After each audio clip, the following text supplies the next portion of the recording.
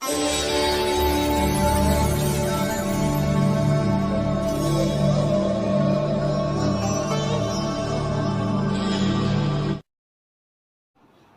दोस्तों, मैं परमिंदर कौशिक आपका स्वागत करता हूं हमारे इस खास कार्यक्रम।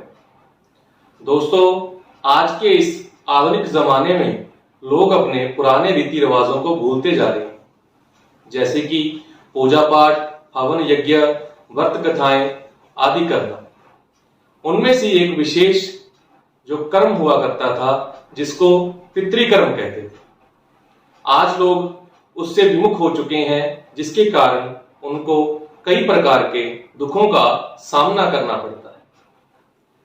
इसी को जानने के लिए आज हमारे साथ हमारे इस कार्यक्रम में मौजूद हैं आचार्य कृष्ण कुमार शास्त्री जी। आइए इनका स्वागत करते हैं। नमस्कार शास्त्री। नमस्कार।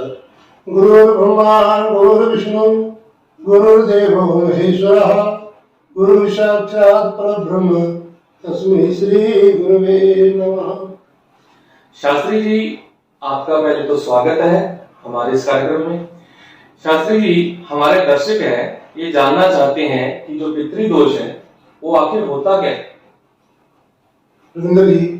जो शास्त्र कहते हैं कि जब हम हमारे पूर्वजों का अपना पिता, दादा और परदादा तीन जो पीढ़ी है वहां तक की जो पितर है वह इस पृथ्वी लोक में रहते हैं, और इससे जो ऊपर की पीढ़ी है वे दिव्य पितर कहे जाते हैं।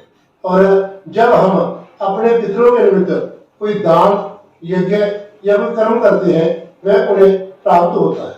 वह किसी न किसी रूप में, वो जिस रूप में भी है उसी रूप में तब्दील होकर के उन्हें प्राप्त होता है। और दूसरा आता है जो पितर हैं वह मनुष्य की हर कामना पूर्ण करते हैं। उनके लिए यदि हम श्राद्ध करते हैं, तर्पण करते हैं, मार्जन करते हैं तो इससे उनकी तृप्ति होती है।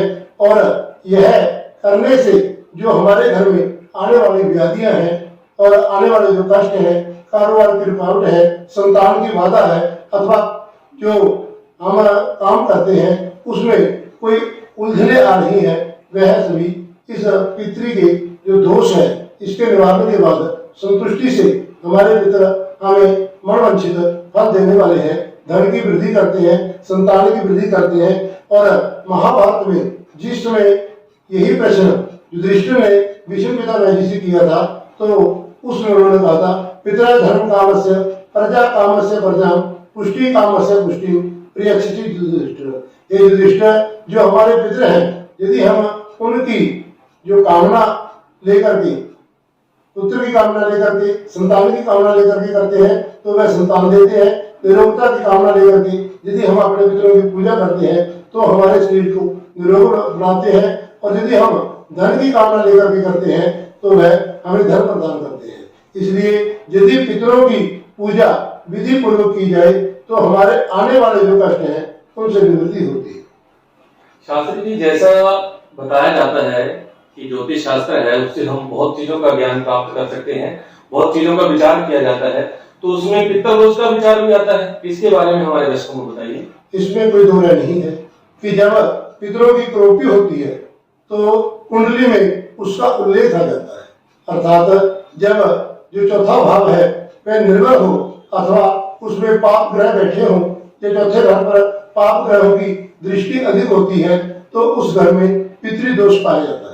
जब सूर्य कमजोर होता है तब भी घर में पितृदोष पाया जाता है। जब दशमेश जो कमजोर हो अथवा दसम भाव पर जो क्रूर ग्रह है उनकी दृष्टि हो अथवा क्रूर ग्रहों से पीड़ित हो या शत्रु भाव से बैठा हो या जो अन्य योग है उनके कारण भी जो पितृदोष है वह कुंडली में प्रतीत होता है। और दूसरा आता है यदि मंगल, शनि ये चौथे अथवा सातवें भाव में या 10वें भाव में बैठे होते हैं तब भी हमारी कुंडली में पितृदोष पाया जाता है। शास्त्री जी, आपने ये तो बता दिया कि हमारी कुंडली से हम पितृदोष जान सकते हैं। अब आप ये बताइए, क्या इसका कोई उपाय भी है जिससे ये पितृदोष समाप्त हो सके, अथवा इससे जो आने वाली रुकावटें हैं, इससे जो आने वाले जो दुख है, जो दारिद्र्य है वो दूर हो सके, उसका कोई उपाय बताइए।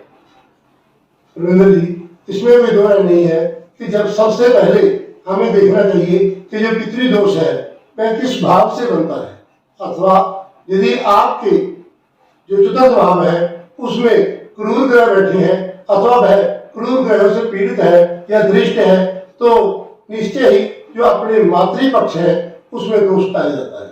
आपकी माता, दादी अथवा परदादी में जो दोष है, आपके श्रद्धा की कमी के कारण अथवा जो माता का अपमान होता है उससे भी जो पितृदोष है वह संपन्न होता है। इसलिए यदि मातृपक्ष में आपके दोष पाया जाता है तो सबसे पहले आप अपने माता की सेवा करें, उनके निमित्त श्राद्ध कराएं अथवा जो नारायण बलि है वह अपने पितरों के निमित्त करें, या फिर जो त्रिपिंडी श्राद्ध है वह करवाएं, तो इससे जो मातृपक्ष के पितर हैं वह प्रसन्न हो जाएंगे।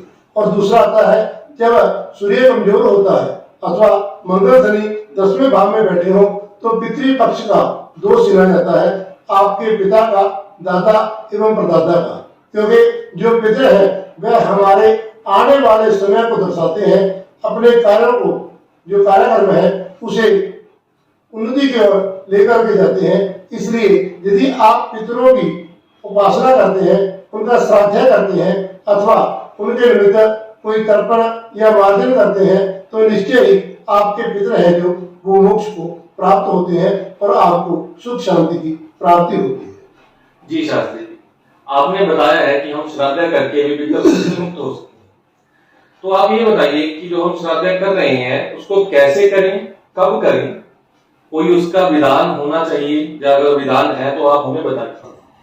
हाँ परमेंद्र जी, इसमें कोई दो राय नहीं है कि जिस दिन आपके पिता की मृत्यु हुई है और जिस दिन आपने दाह संस्कार किया है उस दिन से आप वो दाह संस्कार वाली तिथि को श्राद्ध तिथि मानते हैं, और जो वर्ष में कृष्ण पक्ष श्रावण अश्विन का आता है उस समय आप अपने पितरों का श्राद्ध कर सकते हैं। उसमें क्या करना है, सबसे पहले आप जिस दिन आपने श्राद्ध करना है एक दिन पहले किसी ब्राह्मण को निमंत्रण दें और अगली सुबह संध्या वंदन से निवृत्त होकर के ब्राह्मण आपके घर में आए और आपके जो पितर हैं उनके निमित्त उस गायत्री का पाठ करें, और फिर आप भोजन तैयार करें और वह भोजन 5 भागों में बांटा जाएगा।